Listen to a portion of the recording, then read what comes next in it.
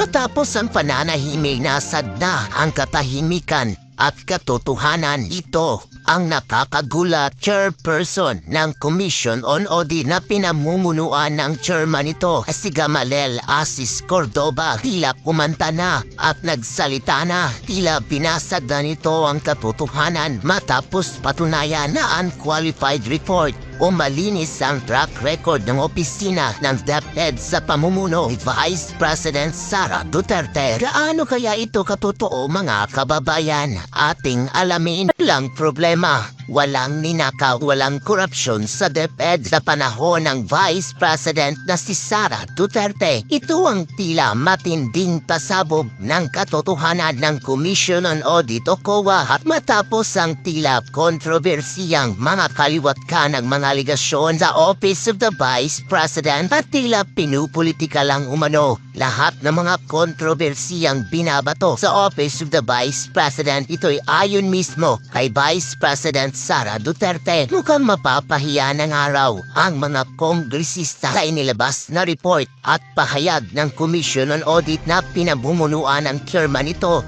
na si Gamel Asis Cordoba. Matapos patunayan ito na unqualified report, malinis ang track record noon sa opisina ng DepEd noong si Vice President Sara Duterte pang namumuno. Tila tiyak rin daw na kahihiyan ang aabuti ng mga ilang kongresista sa Kamara di Representante na hanggang ngayon ay tila naniniwala pa rin sila na mali ang pamamahala ng pangalawang Pangulo na si Sara Duterte nung ito pa ang kalihim ng kagawaran ng edukasyon. Dahil dito, inumpirma na mismo ng Commission on Audit at Chairperson na si Gamel Cordoba na walang naging baling paggastos ang pangalawang Pangulo. Ito pa ang DepEd Secretary. At sa katunayan, sa kauna-unahang pagkakataon, noong taong 2022, nakuha ng Department of Education ang highest audit rating mula mismo sa COA dahil nakita nilang maayos ang paggastos ng pera ng taong bayan sa pamamalakad mismo ng pangalawang Pangulo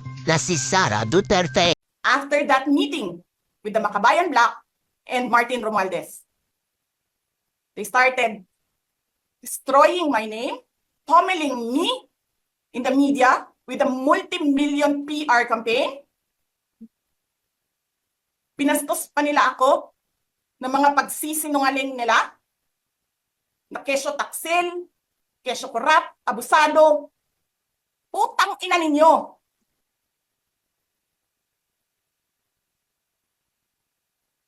Sino ang korap? Yung mga congressman na yan na nag-hearing, anong sinasabi nila? Pagkatapos, pag na-off na ang mic, pag wala ng media, pasensya na kayo ha.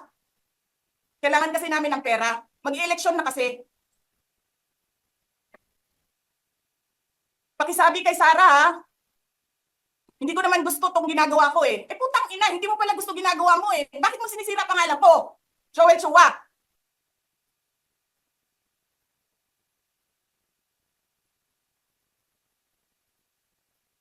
Ganyan. Ganyan ang bansa. This country is going to hell because we are led by a person who doesn't know how to be a president and who is a liar. Alam nyo anong pruweba ko na sinungaling siya? Tinanong ko, dalawang businessman. Matagal na sa negosyo ng bigas. Because I was concerned. This is a campaign promise. 20 pesos na kilo ng bigas. And so, I really sat down and talked to a businessman. Sabi ko, sabihin mo sa akin, kung magagawa ba yung 20 pesos? Sabi niya, hindi. Napaka-imposibleng gawin yan. Because more than 20 pesos, ang cost. Paano ka magbenta ng palugi? So, tinanong ko, nagsinungaling ba siya nung sinabi niya? And then he said outright, yes. It's either he did not know what he was talking about, that's so incompetent, or he was lying through his teeth to get the votes of people. Putang ina ninyong lahat. Martin Romualdez, Lisa Marcos, Bongbong Marcos.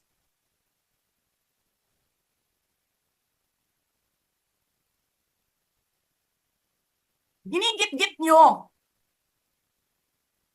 yung mga tao ko dyan sa envelope na yan. Lisa Marcos, naalala mo? Nagpadala ka sa akin ng video? Sinabihan mo ako saan kukunin ang pera. Pinakita mo ang muka ng tao doon sa video message mo. Hi, Nikki. This is she's been working with us for the longest time. We trust her. You sent me written instructions about money. Millions a month. Anong nakalagay doon sa envelope? DepEd. Anong ginawa ko? Binigay ko sa DepEd. Putak na mukha.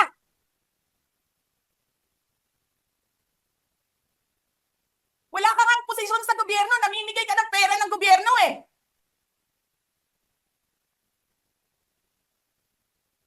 Sisirahin mo yung tangal ng mga kasama ko sa Office of the Vice President. Sasabihin nyo sa mga tao, nakaw yan, confidential funds yan. Niwala nga kayong isang proof na confidential funds yan. Naniwala lang kayo sa isang babae na ang pangalan ay Gloria Mercado na nagsabi confidential funds yan, na hindi nyo nga nilabas na wala pang confidential funds, meron ng white envelope. Kasi 2022 pa lang, ang ina mo ka, may utos na ng pera sa DepEd. Tapos kami yung nagsisinungaling? Nagpipigil ako eh. Kasi gusto ko lang magtrabaho. Gusto ko lang tapusin nyo na yung ng show ninyo dyan sa House of Representatives para makabalik na kami sa trabaho namin. Tapos ganyan ang gagawin ninyo sa amin dahil hindi kami sumusunod sa inyo?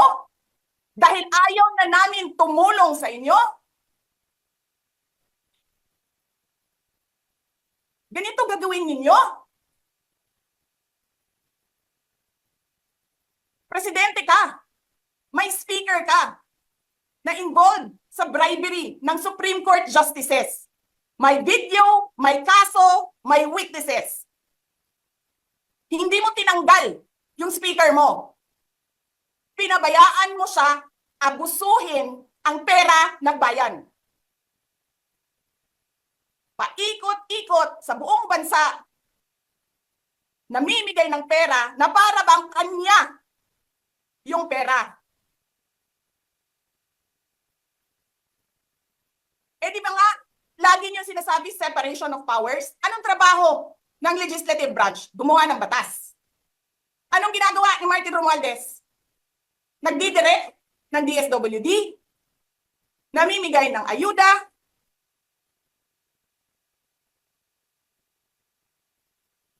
nagsasabi kung anong bibigay, anong ibibigay, anong gagawin, sino ba ang presidente dito?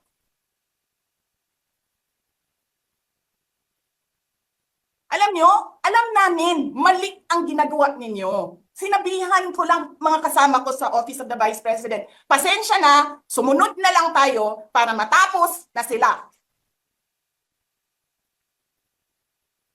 Tapos ganito ang gagawin ninyo? Alam namin, walang contemptuous doon sa ginawa ni Yusek Lopez. Wala. Lahat ng tanong, sinagot niya. Pumunta siya. Maayos siya kumausap. And then sasabihin ninyo sa amin, bakit kami susulat sa COA? Bakit hindi kami susulat sa COA? Hindi tapos ang appeal namin. Hindi tapos ang audit namin. Tapos buhaghag na ninyo tanan ang gisubmit namo sa COA?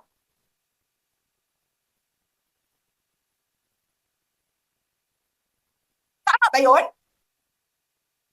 I have a video of Chairman Gamaliel Cordova. Sinasabi niya, mali ang ginawa niya. Tama ba yun? Ikaw ba ang auditor? Ikaw ang appeals.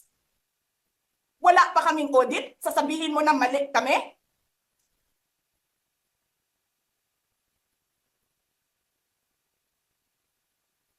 Ang ina ninyo.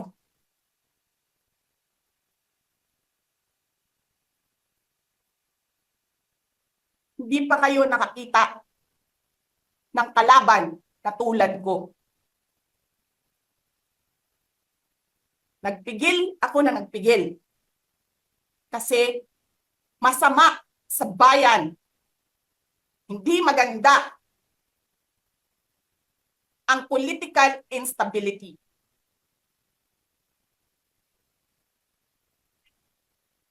Pinabayaan ko kayo sirain ng pangalan ko. Kasi I have nothing to lose. Sinira niyo na siya. Wala na siyang ikakasira pa.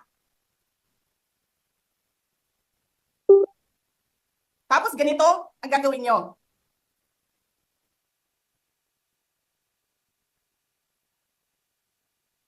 Hindi ko alam paano nakakatulong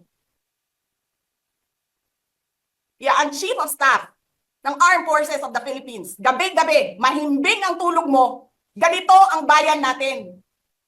Bilyon-bilyon ang nawawala. Tanungin nyo si Congressman Ungab, Chairman ng Ways and Means, Chairman ng Appropriations Committee. Tanungin nyo siya, paano nawawala ang pera? Paano nyo ginagel ang pera ng Department of Education? Martin Romualdez. Inattach nyo ang projects na hindi man lang dumaan sa paaralan, sa SDS, sa region, even sa central office. Basta na lang listahan ng mga congressman. 19 billion. Tapos, nung 1 billion na lang ang naiwan sa DepEd, anong ginawa nyo? Kinuha nyo ang 5 billion sa repairs, nilipat nyo para mukhang lumaki ang pera.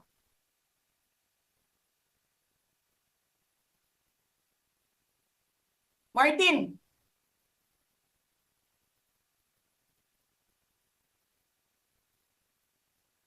nangangampanya tayo. Nakasakay tayo sa eroplano. Magkatabi tayo. Nagre-reklamo ka, putang ina ka, walang pera. Kasi, ano sabi mo? Gium-um ni Lisa Marcos o ni BBM ang kwarta. Walang pera sa kampanya kasi hindi nagbibigay si BBM at si Lisa. Ginigipit nila. Kinukuha nila lahat ang pera.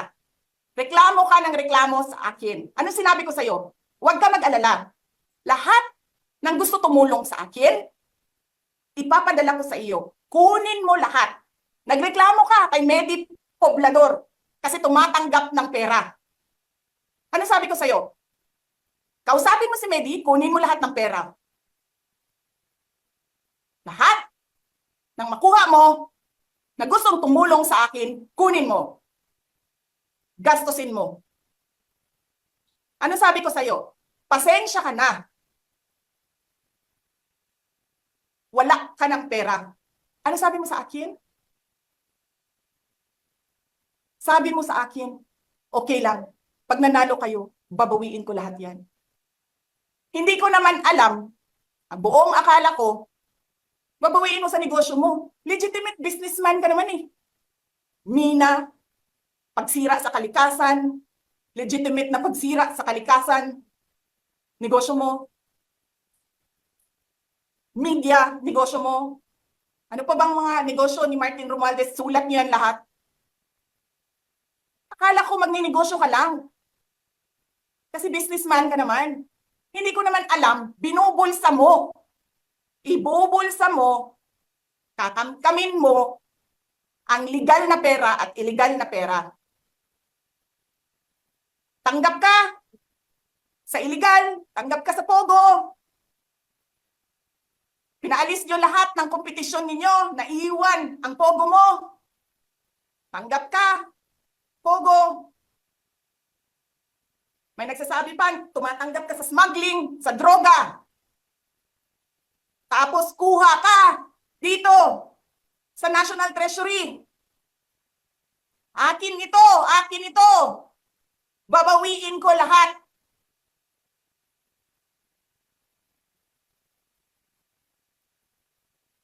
Masakit sa akin, Martin, hindi yung pagsira ng pangalan ko eh. Ang masakit sa akin, maalis mo man ako sa presidential race, hindi pa rin ikaw ang presidente, king ina mo. Walang boboto sa'yo. Please lang. Wala. Hindi ka nga dumadaan ng contest eh. Kasi wala kang kalaban sa Tacloban. Kasi binibili mo, pinapakidnap mo, hinaharas mo ang mga kalaban mo. Hindi ka dumaan ng contest. Ang alam mo lang, kasi mayaman ka, bibilin ko lahat ng tao ng pera. E pobre man mong tanan, kwarta na may inyo. There is nothing in you except money. Yan lang. Martin, harapin mo yung katotohanan. Walang puking ina, walang boboto sa iyo. Senador man, vice president man, walang boboto sa iyo. Hindi ko nga alam kung mananalo ka pa ngayon sa Tacloban eh. Palamang hindi na. Sinong gusto sa lahat sa buong Pilipinas ang ibalik ka sa Kongreso? E di lahat ng tao pupunta yan doon sa Tacloban, mangangampanya yan sa kalaban mo. Kasi magnanakaw ka. Hindi ka dumadaan sa audit.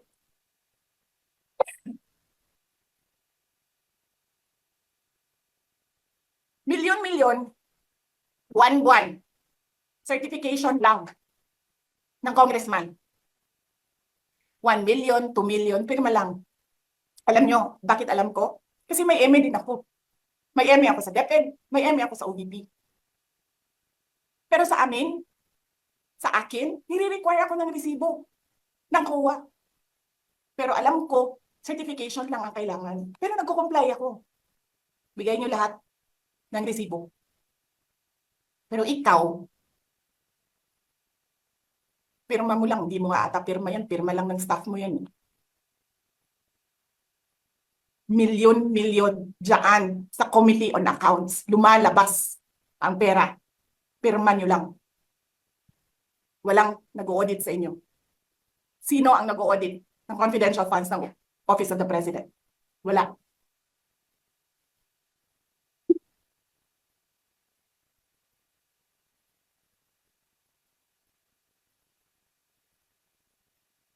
Yan ang Pilipinas. Yan ang bagong Pilipinas.